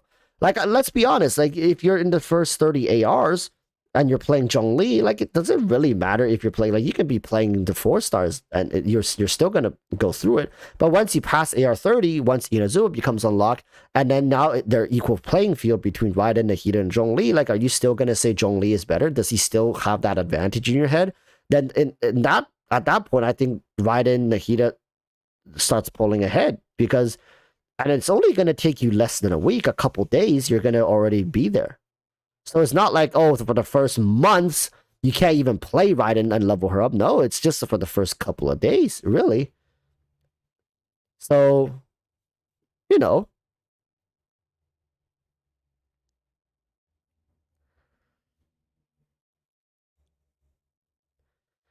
Tekken says, promoting constellations causes spending. Temptation is not good. You know how many kids play Genshin. But the thing is, Techie, you say you're free to play. And you have all the characters except 2 since 1.0. Right? You said that. So are you telling me that these free-to-play players can't afford constellations? Because they have to first get all the characters or get as many 5 stars as possible, right? So, like, just by using your statistics, it's very, very plausible for free-to-play to get 5-star cons if they want to, for free. Oh, Techie said, oh, I'm not free-to-play. Never said that. Okay. So, yeah, that makes sense. But, yeah, like, there are other free-to-plays who have 10, 13, 5 stars. It's very easy to just have 7 or 8 5 stars and have a couple of them at C1, C2. That's still free. They never spent a cent. They just reallocated those resources, right? Are they fully playing all 10, 13, 5 stars? In most cases, not. And this is what I've realized. A lot of people who have chosen to like invest into many 5 stars, they don't play most of them anymore. And they wish that they can trade them for constellations instead. But you see, that's also not fully accurate because they would have never enjoyed those months with those characters had they not pulled them, right? So it's like give and take. They pulled those characters, they enjoyed them, but now they don't, so now they wish they can trade them. But it's kind of like you get a new cell phone, you use the cell phone for let's say you got a cell phone right before the new one came out, right? The new model came out. You use it for 3-4 months and you're like, oh damn, I wish I can trade this for the new cell phone for free. Like I wish I didn't get this cell phone. And now I would have instead got the new cell phone. But you're forgetting that for the last 3 months, you used the cell phone, you played with this cell phone. It was a lot of fun. You were able to play your favorite games with no lag. But now because a new one came out, you wish that you don't have this so you can spend the money you spent on this to get that one. But you're forsaking and you're forgetting the good times and the great benefits that this phone has brought you. Does that make sense? Chat. A lot of this just ends up like that. Like, oh, like I wish I didn't pull for those characters. Instead, I would get constellations. But they're not remembering the time they spent with those characters. So like there's 2 sides of the coin, right? Like always, it's just like I get that there's value to getting new 5 stars, but at the same time, I know for a fact they're gonna eventually get bored of it, and they're gonna wish that they didn't get them. And the ones who say, "Oh, I don't regret it at all," they're just remembering that they had fun with them, so they're justified, right? I understand.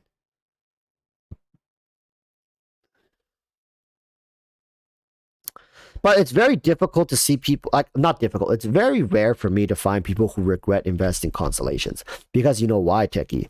The reason is because people go through this very, like, long and arduous mental battle with themselves before deciding to get constellations. Free to plays, like you said, already are very limited on resource. So if they want constellations, they're gonna sit there, watch like 20 different YouTube videos talking about the value, the differences, comparisons, everything. They're gonna go to the theory crafters. They're gonna go on Reddit. They're gonna like go to different threads. They're gonna go to Discord groups. They're gonna find like 20 different sources. They're gonna ask people. They're gonna ask friends. They're gonna even go consult with the frickin' Pope.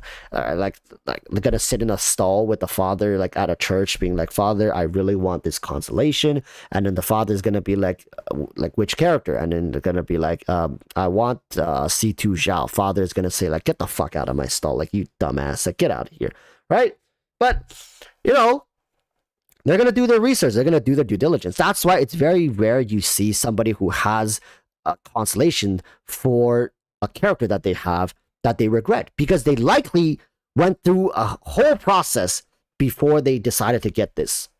So it's not like me here sitting here advocating for a constellation for them is ruining their lives, but more so I'm offering a perspective that is advantageous to go for these constellations, right? There are people out there who say, "Don't get constellations. Constellations are a bait." For example, Techie, if you had a YouTube channel, you would probably be like, "Never get constellations. Bad idea," right? Like, generally, you're not going to need them. The game is so easy. Follow my guides, follow my videos. You can beat the game with any character. It's so damn straightforward, right? This is the easiest gacha game you'll ever play. Don't go for constellations. It's a bait. It's a waste of money and time and resources. There are people out there who will say that, and they will come across those. Like, Techie, do you think they're gonna come watch EroticWalruss video and be like, "Wow, this EroticWalruss guy says get C2 Raiden. Okay, Alt F4, his video goes straight into the game, dump $300, got C2. Yeah, baby, let's go. Thanks, Walrus." Like, that's not realistic. People are watching dozens and dozens of videos before they decide to pull the trigger. I'm just gonna be one of them, and this is from my perspective. I think it's the smart thing to do, because you're gonna get a bunch of C0s, and you're gonna be really having fun with them in the meantime. But come half year down the line, like most of them, you're not gonna even touch ever again. You're never gonna touch them till the day you quit.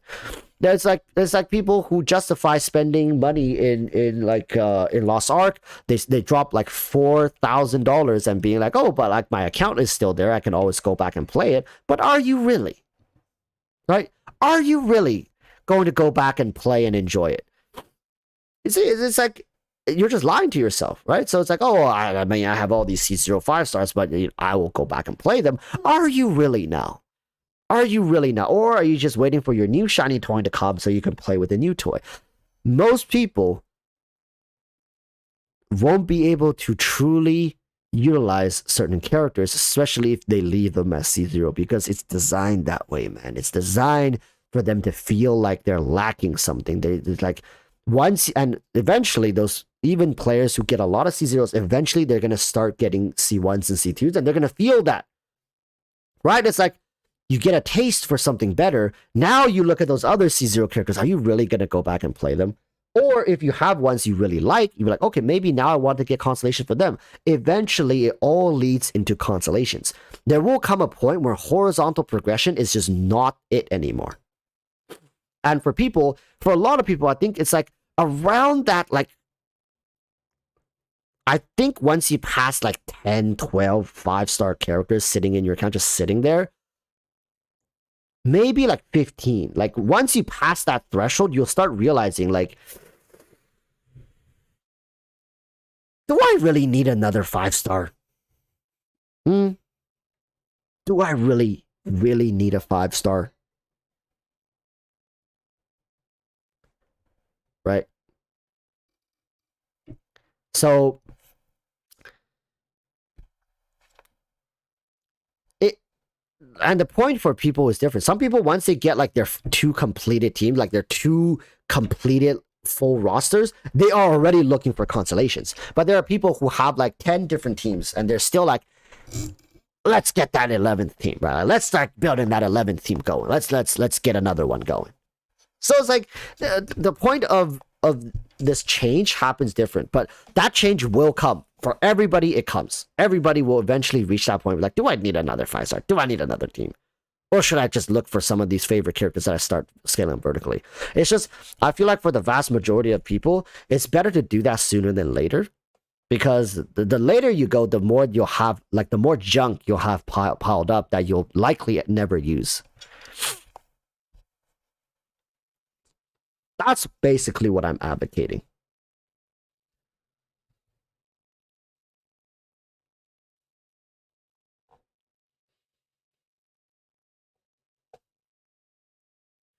TechVirus says, Raiden C2 R1 made it so easy that I stopped using her in Hypercarry and National months ago. I regret it as a Raiden simp. Yeah. And you're like 1 in likely like 50. No, like really, you're likely 1 in 50, right? But Techie, you're also somebody who watches a lot of meta content. You follow a lot of different guides, videos, and stuff. I guarantee you, if you never watched those videos, if you never consumed that type of content and you had to go in and figure this stuff all out by yourself, you probably wouldn't be where you are right now, right? You wouldn't regret pulling her. You wouldn't feel bad about this. You wouldn't struggle. You wouldn't, like be so eager to find a new toy to play around with in the game. But you made the decision to let other people play the game for you so you can focus on the things that you truly want to, right? So you basically outsourced a lot of the playing aspect of Genshin so you can like savor the nectar, the few drops, like the okay, that looks weird, but like you're basically savoring the best of what Genshin has to offer. You're keeping that for yourself, but you're outsourcing all the tedious work. That makes sense? But in exchange, there's always a give and take. Everything has a give and take. The result is you basically end up in a situation where now that golden nectar juice is so damn tasty that you can only get it once in a while. Once in a blue moon, you get a taste of it, but it comes so rarely. It's so rare to get that. A lot of people don't like, especially people who consume my content, a good portion of them aren't that hardcore. Sure, they watch meta videos, sure they do, but like they don't go that hardcore. They don't go that far and beyond. So like, this is what I believe. The more you let other people find out for you, the less you will get to enjoy for yourself. But there are just certain things in the game that probably is a good idea to look up guides for, like puzzles. Like, I'm the only dumbass. I truly believe I am like the only dumbass who is still trying to do puzzles by themselves because they're so damn frustrating. I think they're designed to piss you the fuck off. There are people who are sitting in a room being like, how can I make this puzzle? How can I make the person playing this puzzle want to frickin' punch their monitor? Want to like break their monitor? I think like they get paid for like punches per minute that the people want to deliver to their monitor. Like that's what they get paid, like what they get paid off of. At the end of the day, they'll make Dawei play through all these mazes, puzzles, and for every monitor Dawei breaks, that guy gets a raise. No, like I you cannot sit here and tell me that these puzzles are designed to be enjoyable and fun for the majority of players. They're absolutely atrocious. Like these puzzles make me damn want to like they make me want to drink laxatives and super glue my asshole shut. Like that's how like disgusting some of these puzzles are.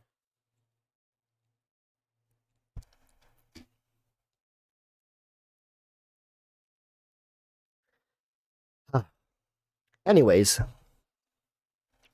but yeah, so like looking at guides for those puzzles, all the power to you guys, right?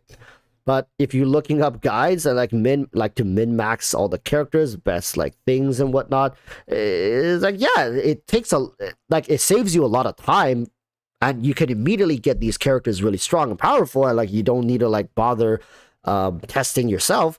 But a lot of the times, like testing could take days, like it could take days, and a lot of listen, a lot of the really crazy team comps that has come out of like theory crafters came from random testing. They were testing something and they're like, holy shit, this works. This is great. I tell you, I've found some teams like that myself, and it's a euphoric feeling.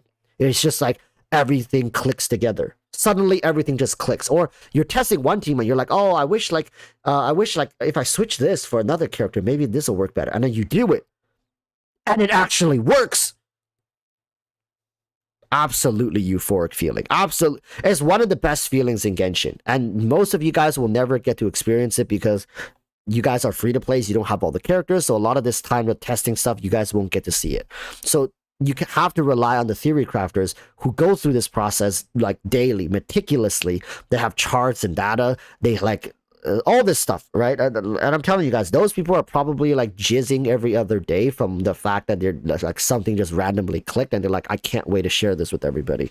It's a great feeling. And you're doing yourself such a disservice if you have a lot of characters and you're not testing them, trying things out. People in the chat, I'm sure there are people in the chat who has found certain teams that just works for them. Tell me, does that not feel good? I dare you to tell me, did that not feel good? That you just sat there, you were playing the game, you figured something out, a team that you still play to this day, and you're just like, everything just clicked in your head. It's like a fireworks show going off inside your head, and you're like, oh my god! It's an amazing feeling. And that's, I think, how you have to approach games like Genshin, because they made the game so easy so you can go test it. Imagine you get one tapped by the boss every time. Oh, you didn't dodge his attack? You're dead. But imagine if that's how hard Genshin was. You can't do this because you can't test. You can't test anything. You go in, you just die.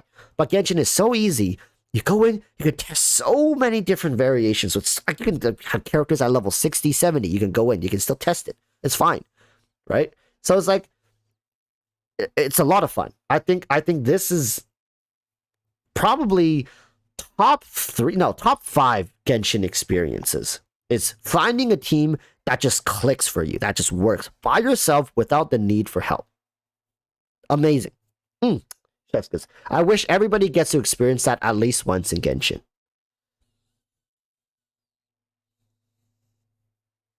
You're describing Eureka movement. Yeah, and I think everybody can find that for themselves. You don't need guides to tell you. Like, sure, it's great to have guides to teach you how to construct teams, how team comps works, how synergy works, like reactions, intricacies for between different reactions. Once you understand, like people say, elemental gauge theory. Like, if you go study that, all the power to you. Learn the game so you can take that knowledge and apply it to your own team construct.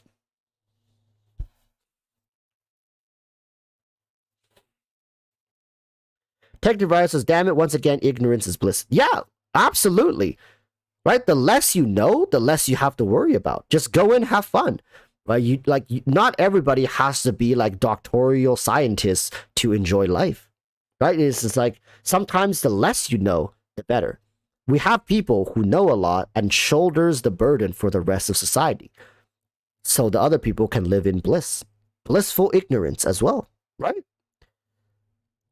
Like, you shouldn't expect everybody to educate themselves to the point where they're like constantly worried and stressing about the problems. Why not let people live in bliss, Techie? Are you advocating to take people's blissfulness away from them? I think it's great.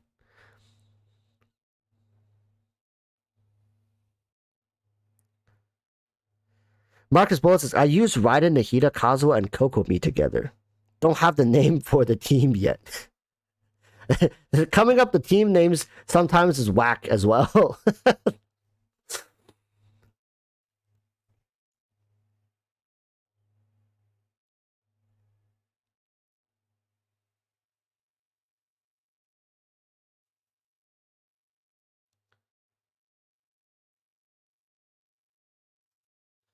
Tech devices. I think that's why Hoyo made the game easy, so people can do this, cannot feel bad. Yeah, it's basically like this all hold your hands dancing kumbaya type style, right? Like the more you can make people feel like they're doing good, the better it is for your company.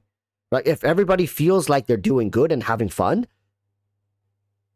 right? So Techie, like you're starting to understand it from Hoyoverse's perspective. This is a much easier way to keep people like satisfied, because we're all the worst critics of ourselves. Imagine if people can't beat the games. Like, sure, on the outside, they're like, oh, this game's trash. This game's trash. This game's so bad. But then, like, deep down, you know, like, it's because you suck. It's like a skill issue, right? But you're not gonna say it. Nobody's gonna say it. They're all gonna say game's trash. Game's trash. Hate it. Game's too hard.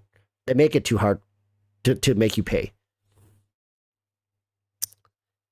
Yeah, so it's like they make the game easy, so everybody can beat it. So there's like nobody's gonna feel bad about themselves.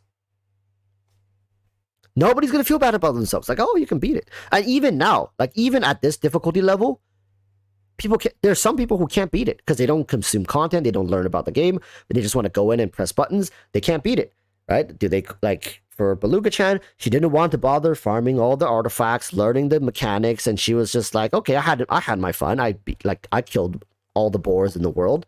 I collected their meat. I made all the recipes. I quit. I'm done. Like, don't want to play anymore. But Hoyoverse can't make the game any easier. If they make the game any easier than this, like, then like a lot of players are just gonna quit en masse because like what am I even playing for? Like there are already people who constantly say that, but they're like the top like 5-10% of the people who are like, what are we playing for? Like I don't care about anymore. But you see, like it's a very fine line to dance around. Like Hoyoverse can make the game easier, but then that's really gonna piss off people. Like maybe suddenly 20-30% of the people are gonna say like, oh, this is too easy, like way too easy. But right now it's just the top 10%. But it satisfied the 90% of the player base. So it's like, okay, then that's the ratio we're gonna play with, right? Like any harder, right? Sure, the top 10% is gonna feel good. Maybe if you make it harder, maybe like the 10% becomes 8% or 7%. Like those 3% of people now suddenly are struggling, right? Then people are gonna say like, oh, you're making the game too pay to win. Oh, this game is so pay to win. I can't beat it, right? Techie, have you think about that? If they make the game any harder, people are going to start complaining about pay to win. Like, oh, you on purposely made the game hard, so we have to pull for constellations. Or we have to like farm for more artifacts. And you make the artifact system so BS, then people are going to criticize that. There's no winning for them here. The harder the end game is, the more people complain how pay to win it is, right? Because you're gating content through constellations and artifacts, which is like impossible to farm for because it takes me 6 months to farm for like an adequate, acceptable set of artifacts, for example, right? And the other flip side is like, oh, the game's so easy and everybody can beat the game and they make subpar characters, but like, which one are you going to take? Would you rather have 90 or like 80% of the community saying that your game is pay to win on a constant basis and tell all their friends and family and maybe quit saying this game's pay to win, don't touch it, it's disgusting? Or would you rather have people complaining the game is too easy to beat and characters are, like subpar and blah, blah, blah, blah, blah? Right? Like, that's basically the trade-off here. I'd much rather have people complain about the game being too easy than going around screaming my game is pay to win. Especially a game the size of Genshin. Like, there truly is no winning, but you just have to pick the better of the worst, right? And Hoyoverse picked the winning card here, which is satisfy the vast majority of the player base while shafting the very hardcore player base. But at the same time, people will still say that their game is, fun. A lot of people would say, oh, the game is too easy, you can beat it very easily. But some people will hear, oh, the game's easy, I can beat it so easily, so it's not pay to win, right? Oh my god, is that not a pay to win game? Okay, then I'll play it. Because that's what people will hear. That's what they'll hear. Like, oh, it's so easy to win. Wait, so you're saying the game's not pay to win? Because you can beat it so easily, so it's not pay to win, right? Yeah. So okay. That sounds basically, it doesn't matter what you say right now for Genshin, it's good for Genshin, right? Have you guys noticed that? Even if you go and criticize the games, like, oh, game's too easy. There's no end game. So end game. Oh, so this There's no pay to win. Good stuff.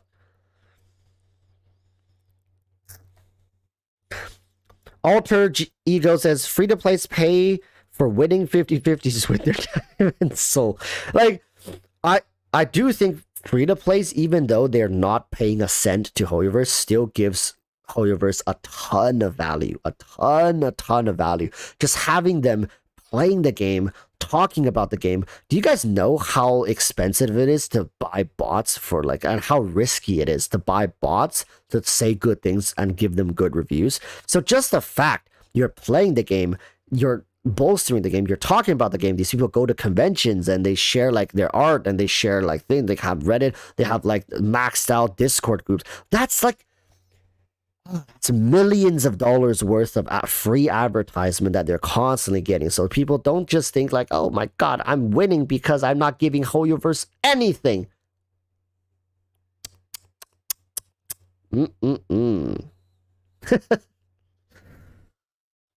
Hoyoverse is winning. The house always wins, people. The house always wins. But doesn't mean us players can't enjoy ourselves while we're here. So, yeah. Enjoy yourselves. That's going to be the end of this stream. Yamando. Yo, I still have that walrus cringe face. Enjoy yourselves. Genshin player base is organic, unlike other games. Yeah, so that's invaluable. Like, you can't trade that for anything.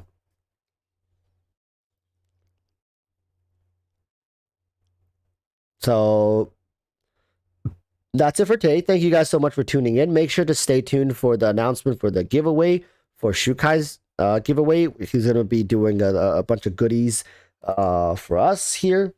We have wow, look at this. Look at that. Shukai, did you design this yourself? That's beautiful. That's beautiful. Anyways, yeah. Look out for my community post for Discord official. And oh, Walrus, your 2 cents on Eula, you forgot me. Right.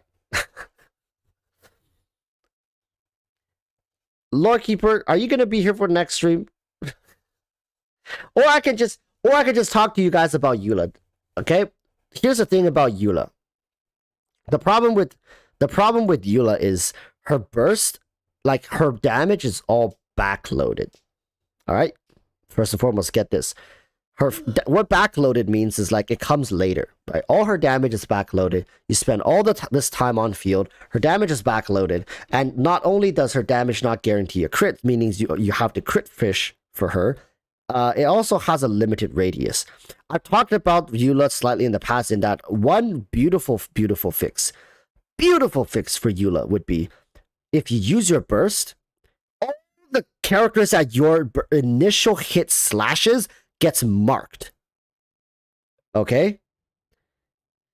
All the characters that you hit should get marked, and once your burst pops, all of them, regardless of where they are, should take that damage. That is the one fix that I think could change a lot about Eula. Because right now, the big problem is not only do you have to crit fish with this character, you also have to really worry about range, and there's no range indicator. If her burst misses a key character, you have no way of killing now that character. You have to restart your chamber, or you're not getting your 3-star. She is a very backloaded character that is very risky in certain scenarios where you're not careful about both your positioning and the positioning of enemies. And stacking her burst is also risky. Yes, she does have anti-interruption resistances, but at the same time, she's not the tankiest of characters. She's taking a lot of hits, and like sometimes there are some characters that can 2-shot her, right? But her team doesn't really have slots, really, for a strong shielder, like for Zhongli. Like ideally, you would want Zhongli, but you really don't. The difference between Eula and Raiden Shogun is Raiden Shogun also has like anti-interruptions, but her damage isn't backloaded. Raiden Shogun's damage is front-loaded and sustained. Eula's damage is pretty much fully backloaded. I wish also if maybe after her initial burst slash, they should give her an empowered like burst skill combo like what Raiden Shogun has, right?